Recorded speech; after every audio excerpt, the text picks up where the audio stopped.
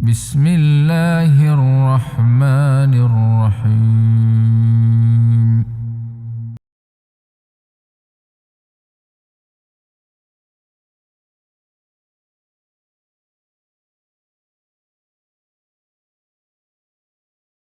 Astaghfirullah wa na'udzu billahi min shururi anfusina wa min sayyiati a'malina may yahdihillahu fala mudilla lahu wa may yudlil fala hadiya lahu wa asyhadu an la ilaha illallah wahdahu la syarika lahu wa asyhadu anna Muhammadan abduhu wa rasuluhu amma ba'd.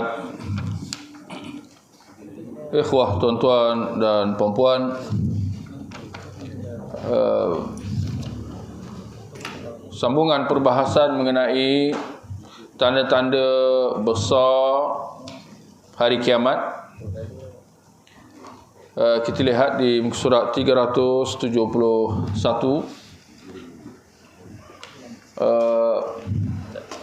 Digiringnya manusia ke bumi Syam. Sebelum kita pergi lebih sebelum kita mulakan perbahasan, barangkali boleh diperhatikan tajuk ni, digiringnya manusia ke bumi Syam. Saya duduk termenung jugalah tengok tajuk ni. Tuan-tuan boleh perhatikan sekali kalau ada perkataan yang lain. Tapi itulah sejauh mana kita boleh faham perkataan digiring tu. Digiring. Apa artinya digiring? Dipimpin digiring, dipimpin kalau macam tu barangkali boleh dikekalkan saya terfikir perkataan dikumpulkan, tapi itu tak menepati atau tak menyeluruh. Ada perkataan lain, dihalau atau diarahkan atau dibawa. Dan satu lagi perkataan yang mungkin lebih sesuai atau sama dengan digiring ialah dikerah. Dikerah manusia ke bumi Syam. Digiring manusia ke bumi Syam, digiringnya. Nya tu apa? Tak ada. Nya tu apa artinya? Kenapa ada nya? Digiring cikgu. Ada nya tu ada point tak rasa?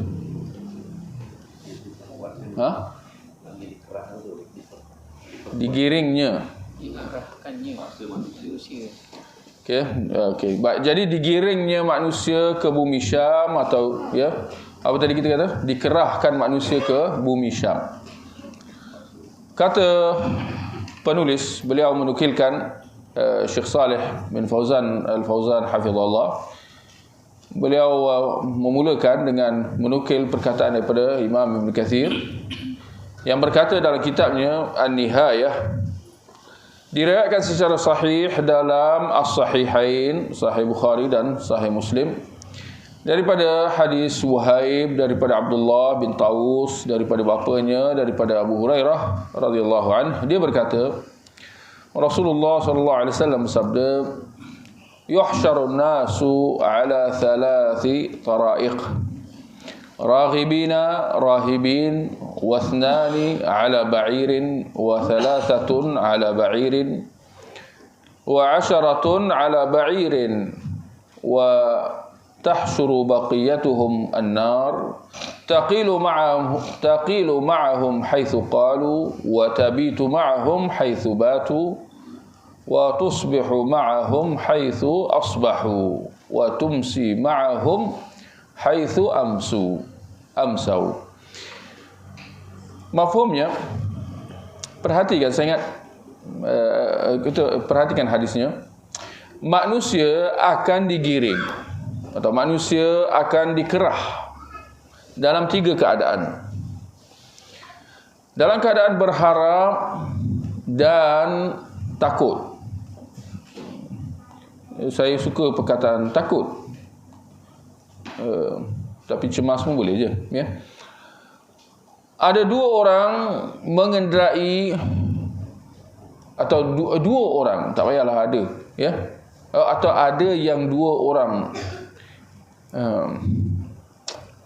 Ini terjemahan ni kan, ini cabaran kita kan. Ada yang dua. Okey. Ada yang mengendai ekor unta dengan 2 orang. Boleh ya. Ada yang 2 orang mengendarai seekor unta. Boleh lah ya. Kekalkan dulu. Ada yang 2 orang mengendarai seekor unta. Ada yang 3 orang mengendarai seekor unta. Ada yang 4 orang mengendarai seekor unta. Dan ada yang 10 orang mengendarai seekor unta. Anda kata tadi apa? Tadi ayat tadi anda? Ayat tadi tu? Ada yang macam mana? Ada yang 2 orang. Ada 2 orang. Boleh lah. Boleh. Dan yang lain digiring oleh api. Api itu beristirahat di siang hari, di mana mereka beristirahat. Menginap di mana mereka menginap, atau bukan berminap, bermalam lah ya. Kita kata bermalam. Tadi kita dah kata apa tadi? Beristirahat di siang hari. Okey. Menginap, kalau macam tu menginap di malam hari lah ya, nak bagi sama kan. Menginap di malam hari, di mana mereka menginap. Berpagi, boleh tak saya kata berpagi? Mendapatkan pagi confuse kan. Berpagi di mana mereka berpagi, dan berpetang di mana mereka berpetang. Ini adalah hadis riwayat Bukhari dan Muslim. Tuan-tuan,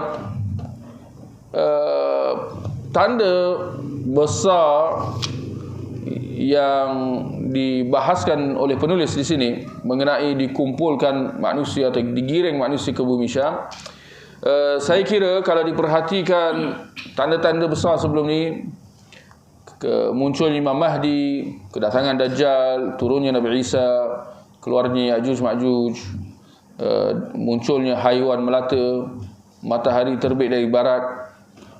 Saya mengira bahawa tajuk atau ya tanda dikumpul atau digiring manusia ke bumi Syam ni paling luar biasa.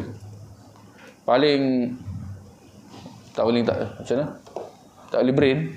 Paling tak boleh nak cerap. Ya, seperti yang tuan-tuan baca dalam hadis tadi. Ya, hampir penuh syarat dengan makna. Tak apa, kita perhatikan, ya. Kemudian kata penulis, Ibnu Katsir menyebutkan hadis-hadis dalam hal ini, dan beliau berkata, hadis-hadis ini menunjukkan bahawa penggiringan ini adalah penggiringan orang-orang yang ada, atau orang-orang yang ada di penghujung dunia, dari segala penjuru ke tempat mereka berkumpul, iaitu di bumi Syam.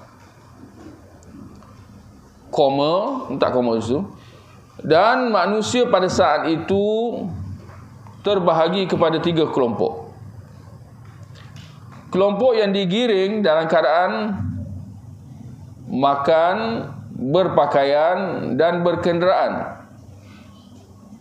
Kelompok kedua yang ada kalanya berjalan dan ada kalanya berkenderaan, di mana mereka bergiliran mengendarai seekor unta, sebagaimana yang disebut dalam hadis Abu Hurairah dalam As-Sahihain yang telah kita baca tadi. Itu ada yang 2 orang, yang tu semula. Ya, ada yang 2 orang, ada yang 3 orang, ada 4 orang, ada 10. Maknanya mereka mengendarai unta tu secara bergilir-gilir. Seorang, ya, setiap satu masa secara bergilir-gilir, ya. Ada yang 2 orang mengendarai seekor unta, ada yang 3 orang mengendarai seekor unta, sehingga 10 orang mengendarai seekor unta. Yang ini secara bergiliran. Kerana kerana kurangnya kenderaan, boleh tak dalam kurungan waktu itu. Jangan lupa, ini adalah proses mereka dikumpulkan. Ini antara kejadian di akhir zaman, manusia akan dikumpulkan di bumi Syam. Ini zahirnya selepas kejadian-kejadian yang telah kita bahas sebelum ni, ke Imam Mahdi, Dajjal, Nabi Isa, Ya'juj Ma'juj. Ini kemudian lagi manusia dikumpulkan di bumi Syam. Jadi digiring manusia, ada digiring macam tak biasa gunakan kataan digiring kan. Jadi itulah manusia dikumpulkan di bumi Syam, ya, dikumpulnya manusia di bumi Syam, ya. Ini proses dikumpulkan manusia di bumi Syam, ya. Kerana kurangnya kenderaan haiwan tunggangan, sebagaimana yang dijelaskan di atas, sebagaimana yang telah dijelaskan di atas, dan sebagaimana ditafsirkan dalam hadis yang lain. Pelik tuan-tuan, satu perkara, satu poin sebelum kita terlepas. Ini di akhir zaman, tapi manusia dikumpulkan, dikerahkan dengan naik unta. Jadi mana pergi kereta, mana pergi kapal terbang, ya, mana pergi kereta api, ya, kapal laut, basikal pun ada, kan? Unta juga, ya. Jadi itu satu yang menarik. Salatullah. Dan selain kedua kelompok ini, mereka digiring oleh api yang keluar dari dasar Aden. Aden ni nama tempat di Eden. Saya ingat ejaan dia, tak tahu, boleh tengok Google lah, di Yaman. Eden, E-D-E-N, ya, atau Aden atau Eden lah, ya, ejaan je lah ni, ya. Tapi bahasa Arabnya Aden, ya, di Yaman. Ini pun satu yang luar biasa juga. Api menggiring manusia, api dari perut bumi menggiring manusia ke negeri Syam itu. Api ini mengelilingi manusia dari arah belakang, menggiring mereka, mengerah mereka dari segala penjuru ke bumi mahsyar. Mahsyar ini bukan mahsyar hari akhirat nanti, ya, tapi mahsyar ini tempat berkumpul, ya, ke bumi mahsyar, yakni tempat manusia berkumpul atau tempat manusia dikumpulkan. Dan siapa yang terlambat, maka dia akan dijilat oleh api. Semua ini menunjukkan bahawa hal ini akan berlaku di akhir zaman dunia, di mana atau ketika mana masih ada makan minum, berkenderaan di atas unta, jual beli dan yang lain. Manakala mereka yang terlambat akan dibaham oleh api. Sekiranya hal ini berlaku setelah tiupan sangkakala, kebangkitan manusia dari kubur, niscaya tidak ada lagi kematian, tidak ada haiwan yang dikenderai, makan minum dan berpakaian di padang mahsyar kiamat juga tidak ada. Yani di sini Ibn Kathir nak menghujat bahawa proses manusia digiring, dikerahkan ke bumi Syam ini di dunia, di akhir zaman di dunia, bukan proses manusia digiring di akhirat nanti selepas dibangkit dari kubur. Pun akan ada proses digiring, bukan, Ya. Jadi ada dua proses penggiringan manusia. Dua waktu manusia akan dikerah.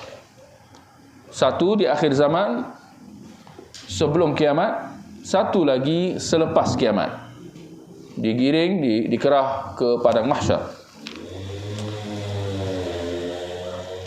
Hadis-hadis menunjukkan bahawa di akhir zaman akan muncul api dari pedalaman Aden, iaitu di Yaman, yang menggiring manusia ke mahsyar, tempat pengumpulan mereka.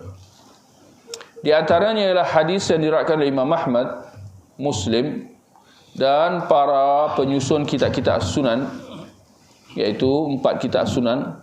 Bila sebut kitab sunan ada 4 lah.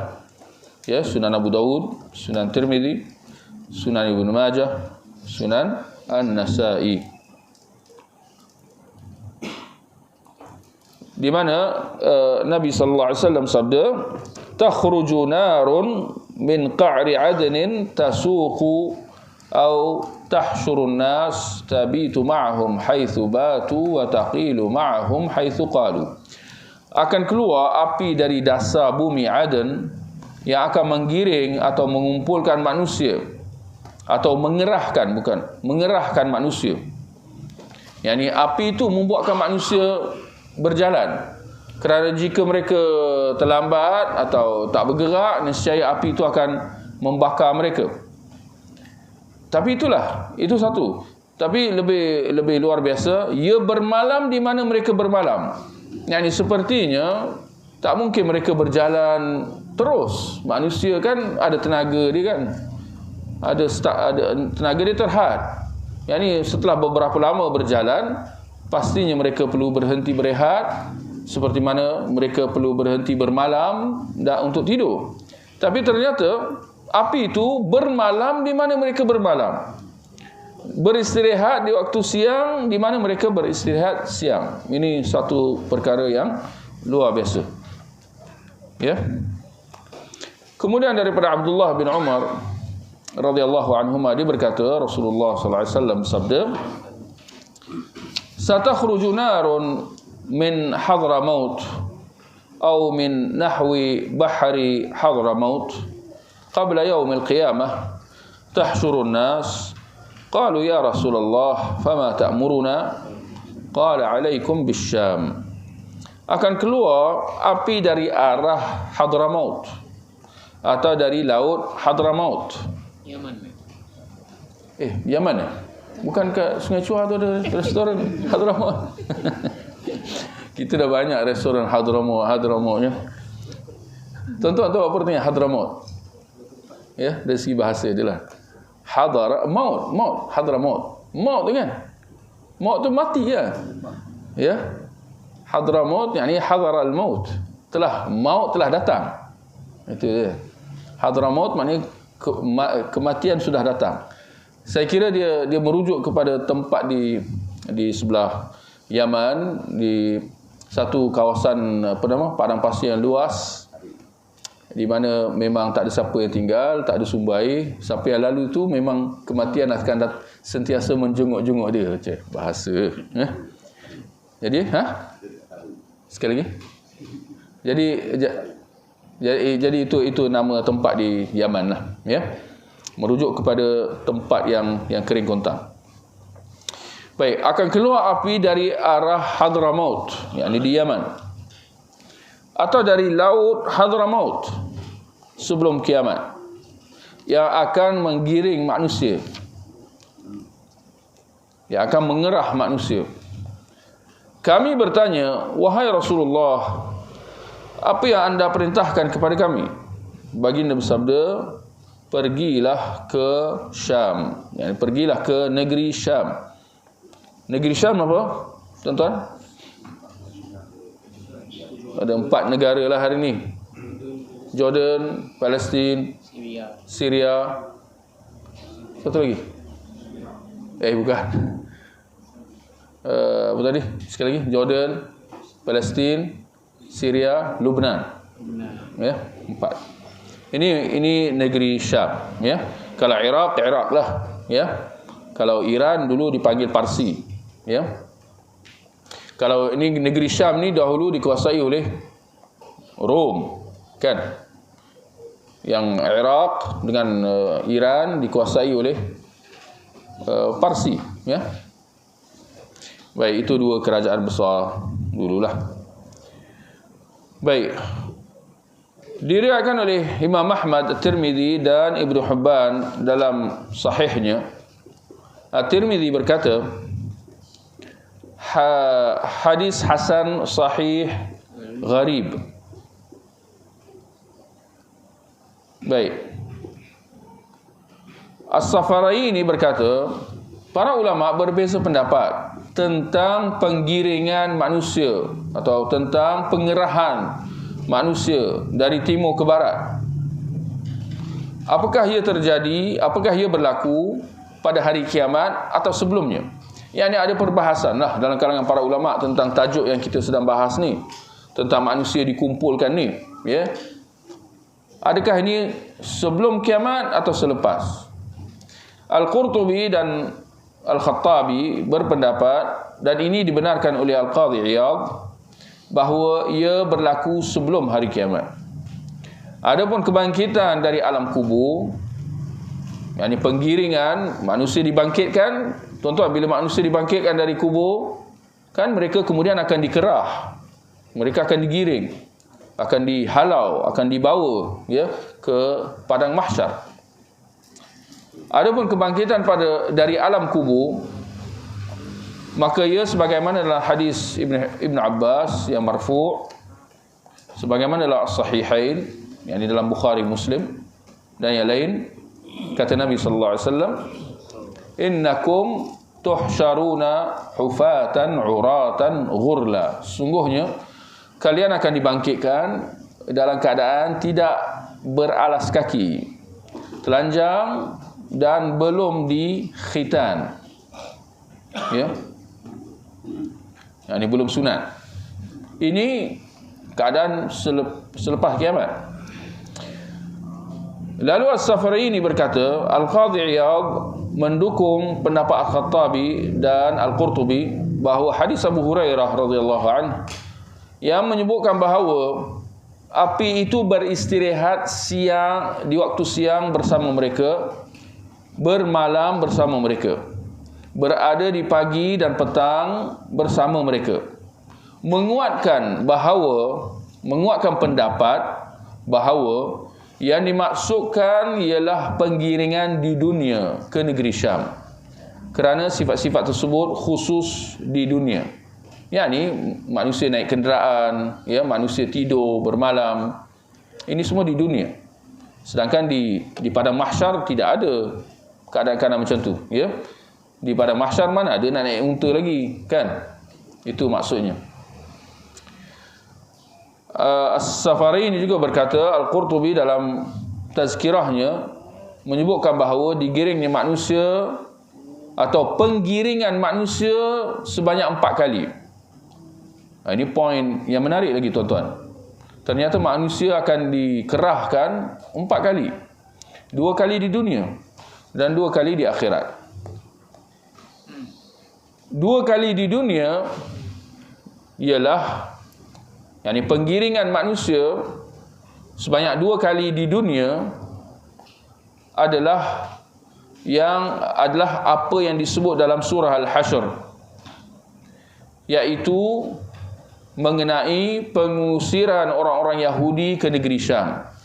Itu mereka digiring juga pada zaman Rasulullah SAW. 3 kabilah Yahudi yang pada awalnya, pada asalnya tinggal di Madinah, Bani Quraidah, Bani Qainuqa', Bani Nadir.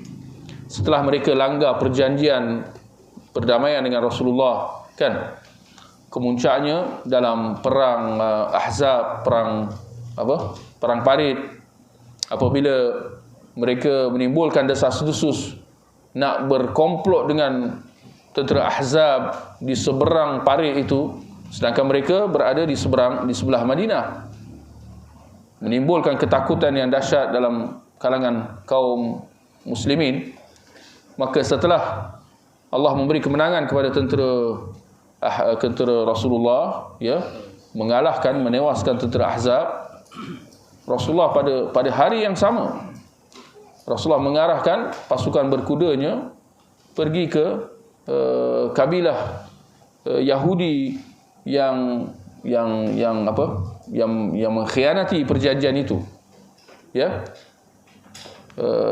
Kata Nabi sallallahu alaihi wasallam, jangan ada yang salat kecuali di, siapa ingat kabilah tu?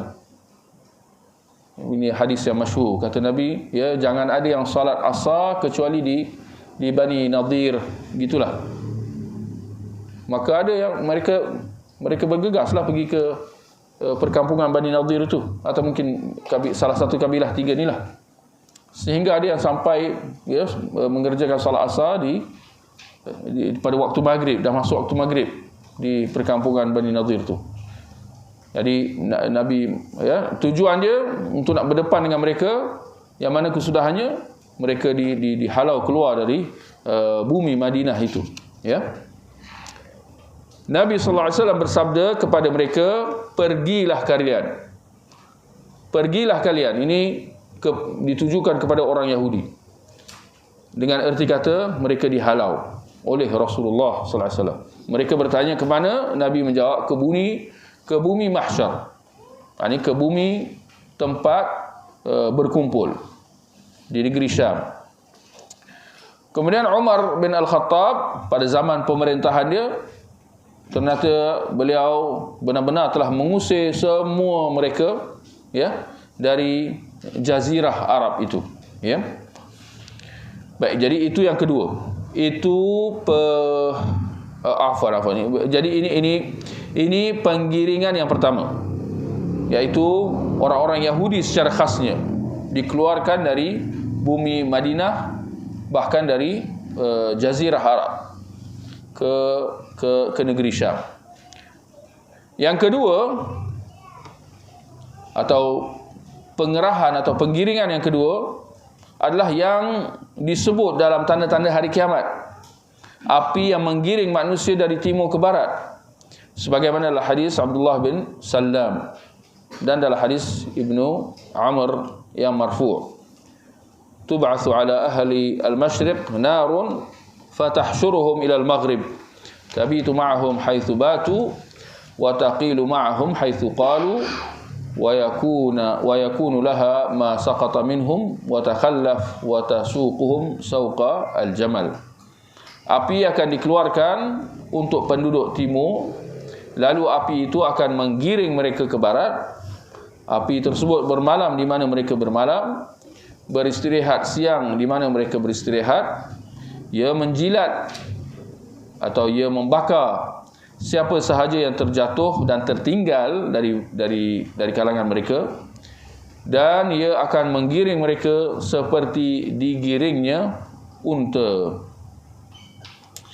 Al-Hafidh Ibn Hajar rahimahullah berkata, api tersebut keluar dari perut bumi Aden, tidak bertentangan dengan keterangan bahawa ia menggiring manusia dari timur ke barat, kerana awal mula kemunculannya, yakni kemunculan api itu ialah Aden. Betulkan ejaan tu, ADN kan, AND.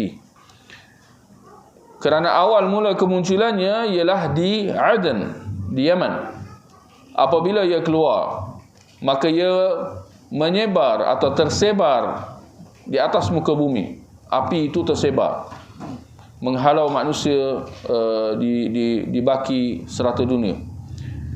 Maksudnya adalah pengumuman tentang akan digiringnya manusia, bukan khusus bukan khusus di timur dan barat.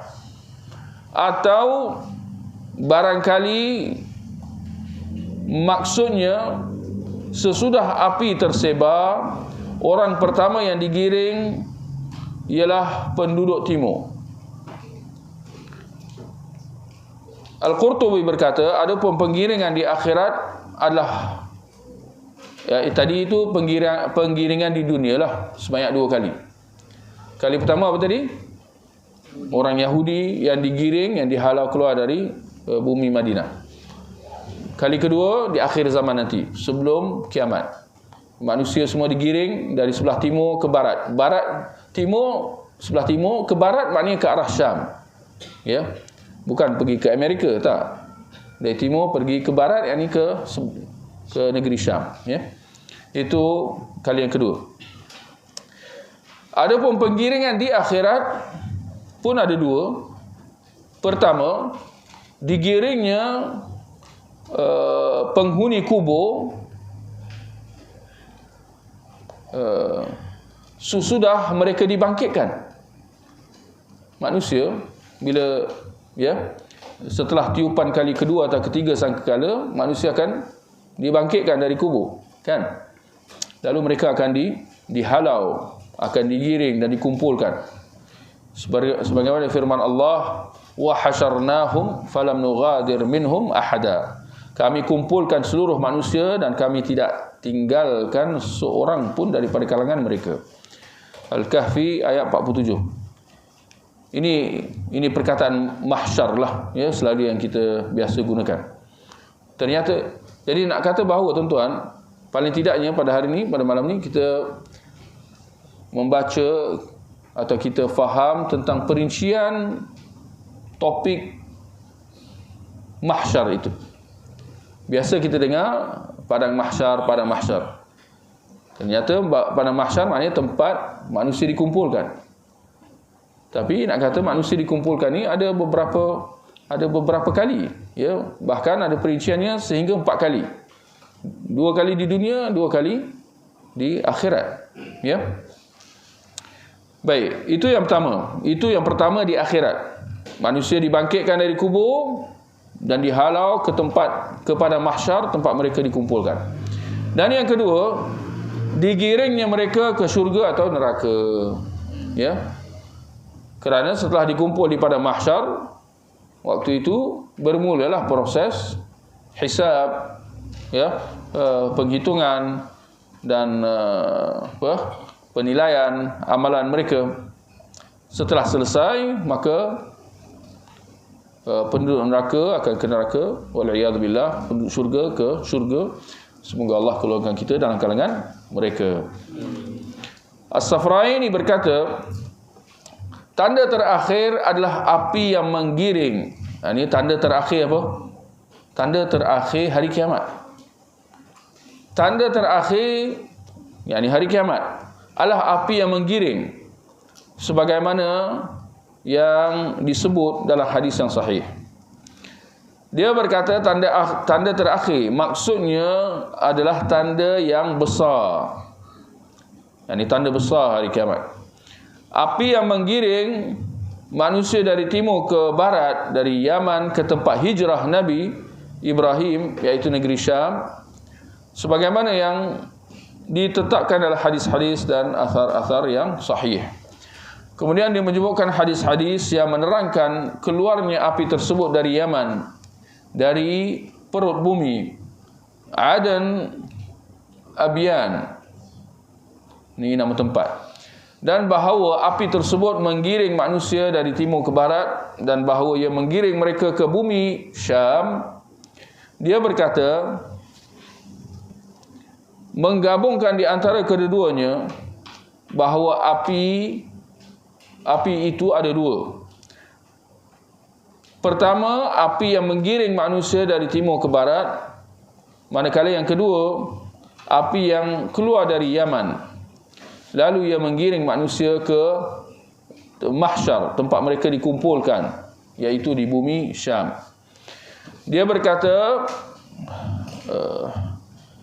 apabila dalam ilmu Allah hanya ada satu api, maka menggabungkan antara hadis api keluar sebelum hari kiamat dari Hadramaut, lalu ia menggiring manusia yang mana dalam sebuah lafaz api keluar dari perut bumi Aden yang yang mengerahkan manusia ke mahsyar, dan hadis api yang menggiring manusia dari timur ke barat adalah dengan mengatakan bahawa negeri Syam yang merupakan mahsyar, tempat manusia dikumpulkan, adalah barat bagi timur. Ini yang kita sebut tadi itulah, ya. Negeri Syam itu adalah negeri barat bagi penduduk di sebelah timur. Maka awal keluarnya adalah dari perut bumi Aden di Yaman. Apabila ia keluar, ia tersebar di bumi timur. Lalu ia menggiring penduduknya ke barat, iaitu Syam, yang merupakan mahsyar, tempat manusia dikumpulkan. Baik, saya ingat yang baki tu tak payahlah, ya.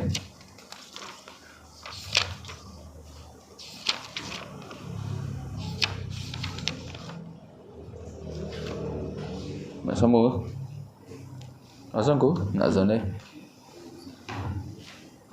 9 minit ke? Soalan ni kalau dari US, Jepun semua akan dikirim. Iyalah, zahirnya macam tu lah. Manusia semua akan dikumpulkan. Pulau. Ya, yang perincian-perincian tu kita kata secara amnya macam tu lah. Ya. Kang tanya perincian nanti nak kena goreng pula. Kan musibah. Ini benda hari kemudian kan. Jadi kita tak tahu. Tapi yang pastinya ini semua benda-benda yang luar biasa, yang dahsyat lah. Ya. Sebab tu ya, sangat-sangat kena ini sekadar perkongsian lah, ya. Bila kita baca tuan-tuan, bila kita baca pasal tanda-tanda hari kiamat kan, yang besar-besar ni kan, tuan-tuan rasa apa? Rasa teruja, rasa gembira, atau rasa takut dan cemas? Ya. Rasa seram. Barakallahu, saya suka perkataan tu, seram kan, benda-benda yang luar biasa. Saya kira barangkali ini yang paling luar biasa. Api pula yang keluar kan. Berbanding sebelumnya Imam Mahdi, ya, Dajjal pun dah cukup luar biasa dah. Bila kita ingat Dajjal dah luar biasa kan, Nabi Isa, datang pula Ya'juj Ma'juj kan. Dajjal paling tidaknya manusia berperang, kaum muslimin, kaum orang beriman berperang dengan Dajjal. Kesudahannya Nabi Isa membunuh dia. Tapi Ya'juj Ma'juj tak boleh berperang kan. Bisa berlari ya. Nabi Isa pun ya, jangan pula ada seruan jihad melawan. Sekarang orang duk kata kita kata tak ada jihad di Palestin, tak ada jihad di Palestin kan. Tapi itu satu hal lah. Tapi yang pastinya bila berdepan dengan apa, Ya'juj Ma'juj, memang tidak ada jihad. Kerana dahsyatnya Ya'juj Ma'juj, bahawa mereka ni adalah makhluk perosak kan. Mana tanya, lalu sebuah tasik habis di bahamnya air tasik itu sampai jadi kering. Jadi ya, Nabi Isa dan orang beriman akan lari menyelamatkan diri di atas pergunungan kan. Jadi itu lagi luar biasa. Tapi kemudian apabila diminta salah seorang daripada orang yang beriman yang sedang berlindung di atas gunung itu supaya turun melihat keadaan musuh, bila dia turun, tak semena-mena apa, dia mendapati bahawa tentera Ya'juj Ma'juj itu semua bergelimpangan, mereka mati serentak seperti satu nyawa kan. Tapi dahsyatnya bumi itu semua penuh dengan jasad badan manusia yang bergelimpangan, sampai tak ada tempat yang kosong. Nak menunjukkan ramainya. Sebab tu tak ada jihad ketika itu. Ramainya tentera Ya'juj Ma'juj itu. Tapi tak semena-mena Allah mengirim burung, disebut seperti burung apa? Ada burung unta ke apa? Tuan, ada? Herring. Apa tu? Burung herring. Herring. Tapi disebut burung unta kan? Macam itulah. Dia sejenis burung yang akan mengutip jasad-jasad tentera Ya'juj Ma'juj ni dan mencampakkannya di tempat yang lain lah. Ini memberi kemudahan ya, menyelesaikan. Sebab bayangkan jasad yang banyak ni, wangi ke busuk? Busuk sebusuk-busuknya. Jadi diangkat jasad-jasad itu, ya Allah kirim burung, sejenis burung untuk mengangkat jasad mereka. Ini semua perkara-perkara yang luar biasa, yang dahsyat ya. Kemudian apa tadi? Ada pula haiwan melata ya. Haiwan melata itu yang yang boleh bercakap. Bahkan bukan saja bercakap, bahkan menentukan siapa yang beriman, siapa yang kufur, ya. Setelah itu terbit pula matahari dari sebelah barat. Jadi ini semua ya benda-benda yang luar biasa, dan kemuncaknya ialah apa yang kita bahaskan tadi lah, ya, manusia dikumpulkan di bumi, ya, dihalau di bumi Syam. Baik, satu seperkara yang boleh kita sentuh di sini. Semalam pun saya dah sentuh dalam kuliah, tapi tak apalah, untuk nak kongsi tentang video yang tular semalam atau sebelum semalam mengenai sekumpulan jemaah orang Malaysia lah, 3 orang katanya anak beranak yang bersilat di perkarangan, ya, Masjid Nabi sallallahu alaihi wasallam. Ada yang berteori, ya, ada yang berteori, ya, ada 3 orang, ada video, ada 3 orang bersilat di perkarangan Masjid Nabi sallallahu alaihi wasallam, ya. Siapa yang tahu tahulah, yang tak tahu tak apalah, ambil iktibar je lah, dan jangan buatlah, ya. Ya, tak rugi pun tak tengok video tu, tapi benda tu tular lah, ya. 3 orang di masjid, perkarangan Masjid Nabawi, ya, kawasan luar tu, tile warna putih tu, dia tengah, ya, bersilat, dia tengah siap bertanjak, ya, baju Melayu semua, keris tak ada kot, ada naya jadinya, kan. Tapi dia tengah buat persembahan lah, dia tengah buat persembahan silat agaknya, ya, tarian silat, pertunjukan silat. Barakallahu fiik. Ada yang berpandangan, ada yang berteori mengatakan ada kemungkinan bahawa mereka tengah buat konten. Mereka sedang membuat isi video, konten video untuk media sosial lah. Dan ini sebenarnya adalah satu perkara, memang satu fenomena baru. Dengan munculnya media sosial ni, ada dia punya sisi positif seperti yang kita sedia maklum, insya-Allah, ya. Mendekatkan yang jauh, ya, memudahkan perhubungan. Tapi dalam masa yang sama, antara cabaran media sosial ni apabila timbul perangai-perangai manusia. Seperti mana perangai manusia yang inginkan populariti, inginkan kemasyhuran, dan ingin mencari keredaan manusia, atau dengan istilah lainnya mereka mengejar like. Jadi masing-masing berebut, ya, memerah otak untuk nak mencari konten. Konten bahasa Melayu kata kandungan. Nak mencari kandungan. Cuma buat resepi kek je. Jadi nak cari konten, nak cari bahan, nak buat apa, ya? Okey. Ini ada yang bagi pandangan, dan saya ingat macam tu jugalah. Kau tidak apa guna dia nak buat tiba-tiba nak bersilat.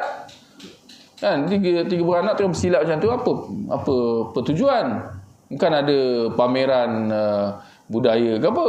Tak, tiba-tiba je orang pun tengok, apalah kan. Apa ni siuman tak siuman, kan? Semualah, ya. Bahagian kena halau tu tak sampai kot, dia cut. Jadi perlu ditegaskan di sini, tuan-tuan. Perlu ditegaskan. Kita ingat ada dua nas yang boleh saya sebut di sini. Yang pertama, kata Nabi sallallahu alaihi wasallam, "Idza lam tastahi fasna' ma syi't." Kalau kau dah tak ada rasa malu, buat apa suka hati kau. Dan saya ingat itu yang berlaku. Bila dah hilang rasa malu, itu yang buat benda-benda yang bukan-bukan. Sebab dah tak ada rasa malu.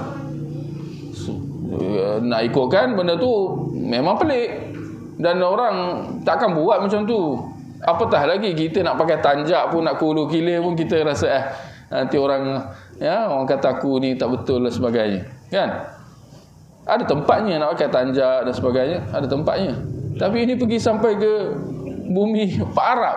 Orang kata kan. Memang pelik lah. Tapi saya ingat itu dia. Jika kau tak ada rasa malu, maka buat suka tinggal. Dan untuk makluman tuan-tuan, kalau di negeri barat lagi dahsyat. Di negeri barat dengan media sosial, nak cari konten media sosial ni lagi dahsyat. Dan kita minta jauh lah, jangan sampai ke negara kita. Walaupun kita dah nampak macam ada bibit-bibit. Di negeri barat, dia tempat pasar raya. Tiba kawan tu nak joget. Dia joget sungguh-sungguh. Macam tengah berjihad. Berjoget. Lakinya yang perempuannya. Kalau yang lakinya nampaklah apa kau ni laki ke perempuan? Untuk makluman, kaum lelaki bukan sifat dia berjoget tuan-tuan. Ini kadang-kadang kita kena cakap juga. Lelaki bukan sifatnya berjoget. Bila tuan-tuan, saya nak tanyalah tuan-tuan kita fikir bersamalah. Bila berjoget, joget tahulah kan? Itu menunjukkan sisi kelelakian atau sisi lembut, tuan-tuan? Semua kita setuju insya-Allah. Joget ni memang sisi lembut. Dan apa gerangan apa lelaki pula nak menunjukkan sisi lembut dia? Kecuali dia memang lembut lah. Dan itu memang perlu dibetulkan. Kan?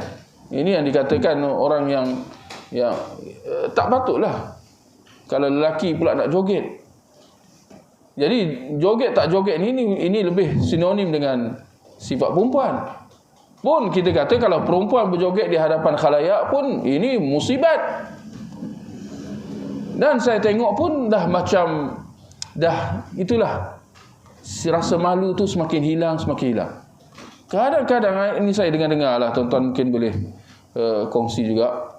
Di sekolah pun kita dengar benda macam tu. Dari cikgu pula joget di atas pentas. Inna lillahi wa inna ilaihi raji'un. Minta maaf cikgu. Saya cakap je ni. Cikgu perempuan joget atas pentas di hadapan murid-murid. Kan ini adalah anak hamba Allah tu cerita, bukan anak saya. Ya. Anak hamba Allah tu diceritalah, dia tengok cikgu tu joget. Dia pula rasa malu. Tengok apa cikgu aku buat ni. Astaghfirullah. Saya cakap lain kali haram. nanti kena cop Wahabi pula. Padahal ini masalah bahana rasa malu semakin mengikis. Jadi ini isu dia. Hilang rasa malu. Sedangkan Rasulullah dah bagi amaran dah. Idza lam tastahi fasna' ma syi'. Kalau kau dah tak ada rasa malu, buat apa suka tinggal. Sedangkan ini adalah ancaman. Ancaman bahawa orang yang tak ada rasa malu memang dia akan buat benda-benda yang bukan-bukan. Seperti benar-benar apa yang kita lihat berlaku dalam video ada 3 anak beranak bersilat di Masjid Nabi itulah. Itu satu. Yang kedua, kata Nabi firman Allah Subhanahu wa taala, "Dzalika wa may yu'azzim sya'air Allah." Demikian adalah buat mereka yang mengagungkan syiar-syiar Allah. Fa innaha min taqwal qulub. Kerana sesungguhnya itu adalah manifestasi takwa dalam hati jantung. Mereka yang mengagungkan syiar-syiar Allah itu adalah sebahagian daripada takwa. Tuan-tuan, Masjid Nabi SAW itu adalah di antara syiar Islam. Betul atau tidak? Itu adalah salah satu daripada 3 masjid utama Islam, bukan? Salah satu daripada 3 masjid utama Masjid Nabi SAW. Untuk dimuliakan atau diperlekehkan, tuan-tuan? Kita akan kata untuk dimuliakan. Itu Masjid Nabi SAW. Bahkan jasad baginda dikebumikan bersama dengan sahabat-sahabat yang lain, dikebumikan di situ. Mereka yang mengagungkan tempat-tempat suci Islam itu adalah tanda takwa. Tapi bila kita lihat orang mempergunakan tempat-tempat suci Islam ini sebagai tempat untuk buat bahan konten media sosial, nak dapat like dan sebagainya, dia mengagungkan atau dia memperlecehkan. Kita kata yang kedua lah, ya, lebih jelas di situ. Ini seperti memperlecehkan, memperkecilkan tempat mulia tanah suci Islam ini. Ya, jadi hal ini sepatutnya tidak berlaku lah. Tapi kadang-kadang benda ni berlaku juga ketika mana ada yang sokong, kan? Katanya ada yang sokong pula, kata benda ni tak apa, kerana pada zaman Rasulullah SAW Masjid Nabi turut digunakan untuk aktiviti-aktiviti lain. Kita kata, kalau betul kau nak ikut keadaan pada Masjid Nabi, kenapa kau buat pertunjukan silat ni kat luar? Buatlah kat dalam. Buat kat Raudah sekali, tengok macam mana. Kalau bukan, orang akan pelatuk kepala engkau, ya, kerana buat benda yang bukan-bukan, konon atas pada zaman Nabi dulu digunakan untuk aktiviti. Ya, tapi dengan ikut cara dan keadaan lah, ya. Pergi tempat orang, adalah adab dan, ya, tata sila yang kena jaga, kan. Itulah. Dan mungkin saya boleh tambah, tuan-tuan, insya-Allah dengan apa yang perkembangan yang kita lihat baru-baru ni, apabila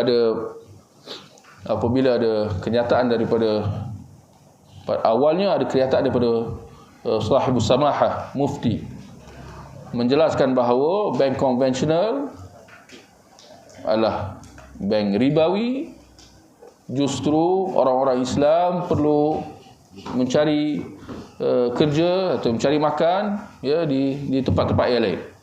Dia elakkan bekerja di bank-bank konvensional ini. Itu fatwanya lah. Tapi tidak berapa lama kemudian ternyata ada saya ingat, tak tahu tuan-tuan nak kata apa, teguran barangkali.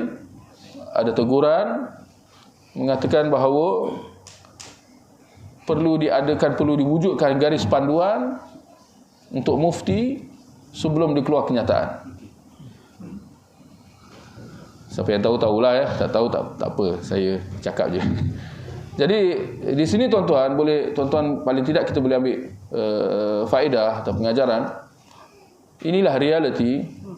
Jangan disangka bahawa semakin orang itu mendapat jawatan atau kedudukan, maka dia bebas berkata-kata. Ini memang cabaran. Bahkan barangkali sebaliknya lebih tepat. Lagi berjawatan, lagi terpaksa. Apa tuan-tuan?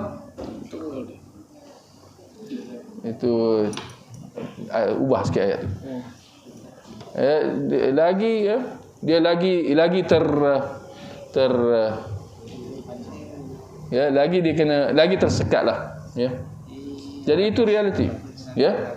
Kadang-kadang sebahagian mempunyai pandangan, kau ambil apa ni, kau jadilah ambil jawatan besar ni, insya-Allah dakwah akan lebih berkembang dan sebagainya. Itu falasi. Itu ta'akul yang terbalik. Bahkan lagi kau mendapatkan jawatan ini, jawatan itu, sedangkan itu pun ditegah. Kita kan dalam Islam ditegah daripada meminta-minta jawatan, kan. Kerana ini adalah tanggungjawab, ini adalah amanah. Gerangan apa kau nak tambahkan tanggungjawab yang sedia ada? Pun kau rasa dah tanggungjawab semua dah dilaksanakan dengan sepenuhnya, sehingga kau nak tambah lagi tanggungjawab, ya. Jadi ini insya-Allah paling tidak kita ambil pengajaran. Jangan disangka bahawa orang-orang yang berada pada jawatan-jawatan besar atau tinggi, mereka, ya, lebih mampu untuk berdakwah. Memang dari satu sudut sepatutnya begitu. Tetapi harapan di mana, realiti di mana, kan? Jadi kita kadang-kadang kita kena cakna, kita kena faham, dan kita kena berpijak di bumi nyata, kan? Ini sekadar perkongsian lah, ya. Ada seorang bangkangan. Dia ada soalan ke? Soalan saya dalam Tadi salah tanda kiamat orang Muslim mati dulu lah sebab apa, ada angin lembut tiup. Jadi yang waktu digiring ni dah meninggal. Wallahu a'lam.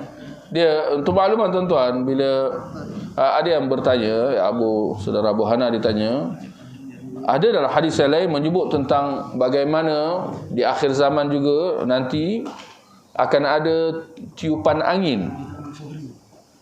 Tiupan angin yang akan mencabut nyawa orang-orang yang beriman. Di mana kesudahannya yang berbaki hanya orang-orang musyrikin dan kufar. Dan ke atas mereka inilah hari kiamat dibangkitkan. Bagaimana antara hadis ini dengan hadis atau apa yang telah kita bahaskan tentang manusia dikumpulkan dan digiring ke negeri Syam? Yang mana yang dulu? Jawapannya wallahu a'lam. Ya. Semoga kita tidak panjang umur menyaksikannya.